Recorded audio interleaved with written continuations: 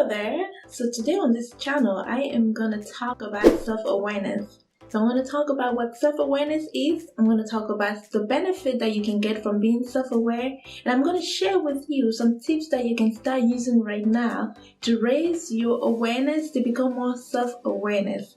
If this sounds good to you, watch this video until the end where I will talk more about this. See you on the other side.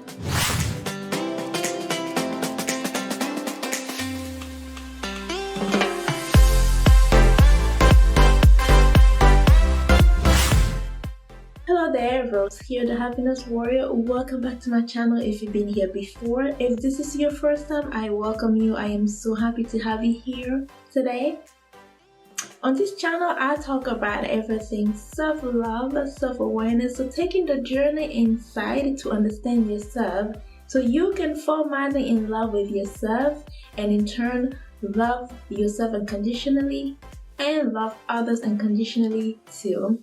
So self-awareness falls right into this. It's perfect because self-awareness is the awareness of self, right? Self-awareness is understanding how you feel, understanding your emotions, understanding how you think, understanding how you behave. So essentially, who you are, what you are, why you are. So understanding your own psychology, right? So awareness means paying attention, being conscious of what's going on. So you're basically observing yourself and noticing the things that you're doing and why you're doing those things.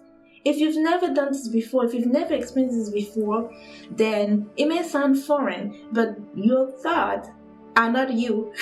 Right? Like, I don't know if you've ever heard this or heard it or read it somewhere. Your thoughts are not you. And so the more we detach from the thought, the more we can actually observe them and actually make decisions and be conscious of our life, right? So what are some benefits of practicing self-awareness?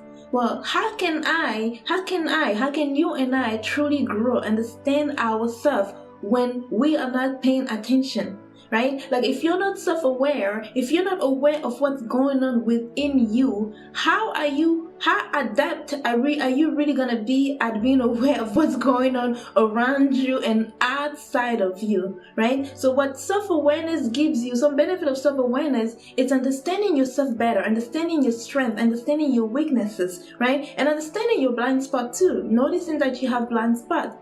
So a benefit of self-awareness is building better relationships.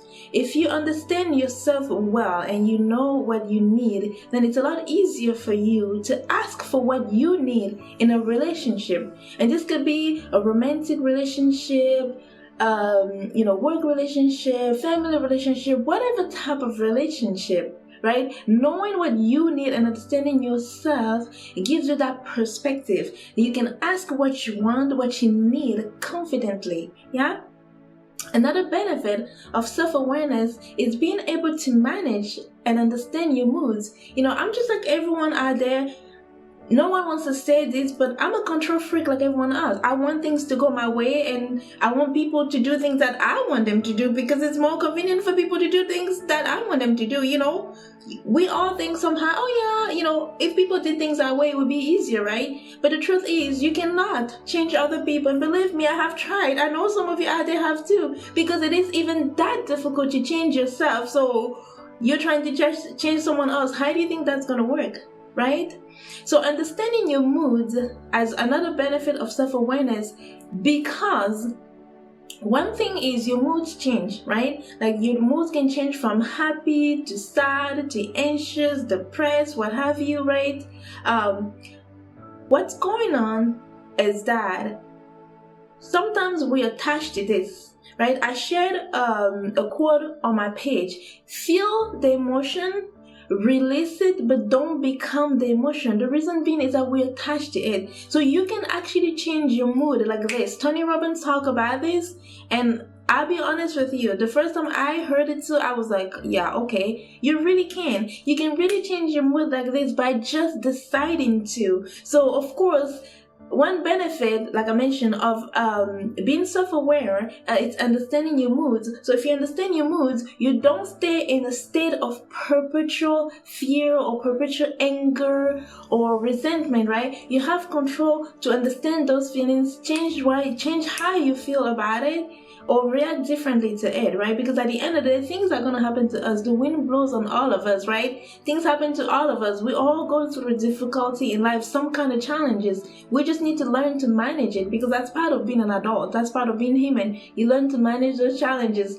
Another benefit of self-awareness is communicating clearly and more effectively. Of course, if you know yourself, you understand yourself, and you know who you are, what's going to happen is that you're going to communicate better. You're going to communicate with more confidence. You're going to be more assertive, right? You're going to be comfortable stating what you need, staying within your lane, right?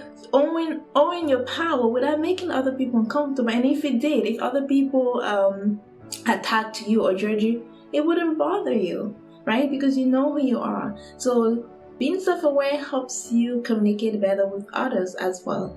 Now, what are some tips? What are some things that you can start doing right now to practice self-awareness?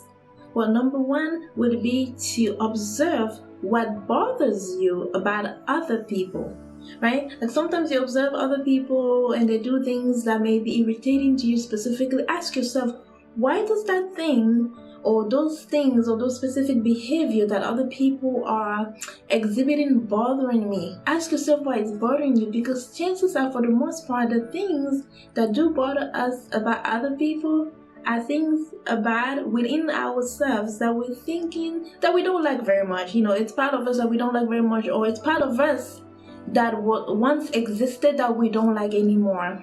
And when we talk about self-growth and we talk about self-awareness, there's a channel which I'm going to put a link here. His name is Tuan. His channel is about teaching parents how to empower the kids and teach them about entrepreneurship. So I think it's a great channel. So I'll put a link here for you. But one of the things that he mentioned on his channel is, on your journey of self-development, when you start bettering yourself, one of the first things that's going to show up at your doorstep is your old self. Like, hey, I'm still here, and that happens to me. So this happens. We're going to fall in and out of consciousness. Even the most conscious person amongst us is going to have those moments of falling out of consciousness, right? And so that's why it's important. Like, pay attention to how you feel about the behavior of other people and ask yourself, why does this make me feel this way, right? It could be something about yourself that you don't like, so that means it's an opportunity for you to change that behavior, right? Like, we can always change. That's the one thing about human that we can do. We can change. You don't have to be the same person your whole life.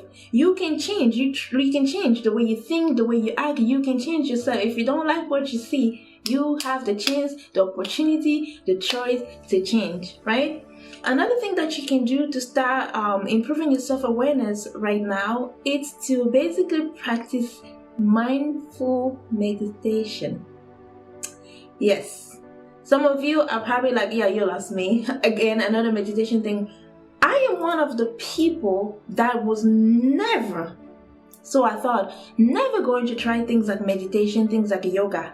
I do not like slow flow and things like that, right? Like, I like fast beat, I like moving, I like thinking. And so I'm like, why would I practice meditation? I don't want to not think. I enjoy thinking. Why would I practice yoga and do those weird flexible moves? Like, that's how I used to talk about it. But let me tell you, when you want to change, and in my case, I wanted to change, I wanted to experience happiness, I wanted to live life and give it my best and all, because that was that important to me. I was willing to do anything. So when I spoke to my friend, or a coach, like, when you have friends that have a level of awareness that you don't have, I'm going to consider that coaching. And I speak to them and they tell me, and one of my friends kept saying, oh, try meditation. I was like, nah, I don't know about that. Try meditation. I don't know about it. Then I tried it once. Didn't really feel the difference until a few days later, and I was like, right? And I tried again. I was desperate, like I said, I was unhappy, so I tried it more than once. So those really made a difference in my life. Like I could notice the difference when I didn't meditate, right? So that really changed for me. So mindful meditation, you don't have to sit there and observe your thought if you don't want to, but it is part of the process. Observing your thought, just like a passenger, someone that's just passing by, take note of it. No judging, no criticizing, just observing and just seeing how you're thinking. You're gonna start noticing your thought. It's like you are someone else and you're looking at yourself and you see your thought. I've experienced, like, especially when I first got into this, even this version of me, of course, I'm not perfect, I'm just like everyone else. I know sometimes when I want to speak up and it's like, why do you want to speak? Why is it important for you to share this version of your truth to with other people? Is it because you're insecure? Is it because you're angry? Is it because you're trying to make a point? Is it because you're trying to sound smart, right? Like I have to hear it. Is it my ego? Is it my pride? What is going on? I don't just speak to speak. I'm very careful as to when I speak. So mindfulness will do that to you. So mindful meditation, and you have to do it the way that works for you, or you need to, whichever word you prefer, do it in a way that works for you. If you just want to sit down, observe your thought in nature, write it down, do that. If you want to do the whole meditation and be a little bit more ritualistic with it, do that. Do whatever works for you. It's not a big deal as long as it works for you. The third tip that I'm going to mention to you here, it's one that anybody can do, but I know that it's not for everybody. It is called, it's journaling, right? Pretty much what I just say about meditation. So you're observing your thought, but you're writing them down, and after writing them down, you read and you really spend time to understand why you do the things you do days after days, weeks after weeks. So it gives you something to go back to look at and see your growth. So you can do that.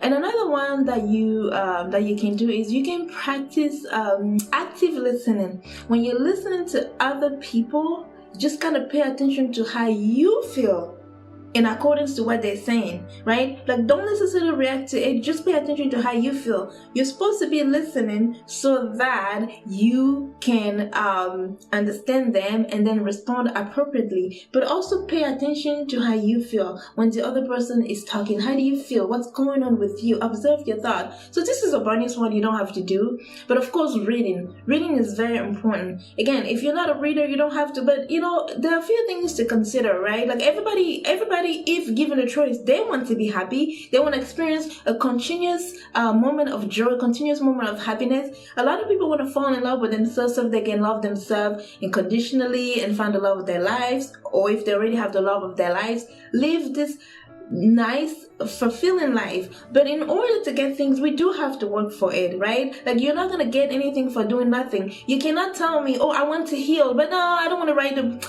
I'm not gonna read the books, oh, I'm not gonna do the meditation, oh, I'm not gonna do the yoga, oh, I'm not gonna do the gratitude thing. You're not gonna do anything. Like, you want to be over here, but you don't want to move your finger. You don't want to make any effort to be different, to change. You just want, Lisa Nichols Peterson actually talks about this. It's like you want the convenience of your dreams without putting in the effort, without being in the situation where you're uncomfortable, right? I get it. I was never into self-help books myself, right? But there's growth that happens there, and it may cost even just a little bit, but think about the benefit of it.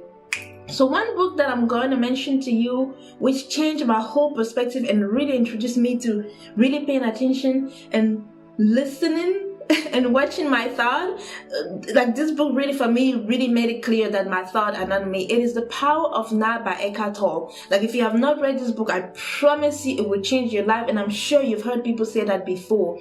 This is an amazing book. Another book, I actually have it here. This is a really good book, The Power of Your Subconscious Mind by Joseph Murphy.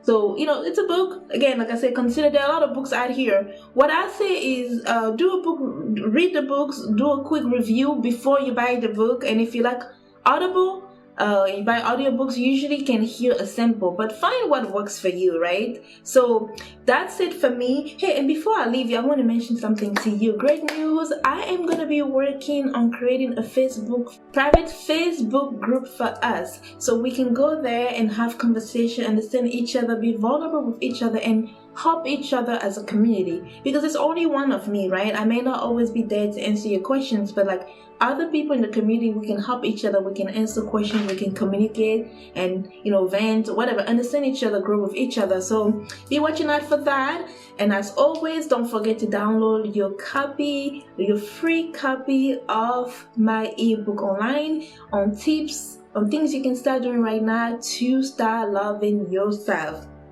If you're not following me on Instagram, please follow me on Instagram. I spend a lot of time on Instagram, so if you want to connect with me, know me a little bit more, Instagram will be the place. If you use Twitter and Tumblr and Facebook and what have you, I'm over there. So on the link below, you're going to see all the social media website where you can go and follow me and hang out with me over there. That will be very fun. So that's it for me today. I appreciate your time. I thank you for being here with me today. Take care of yourself. As always, have a wonderful day.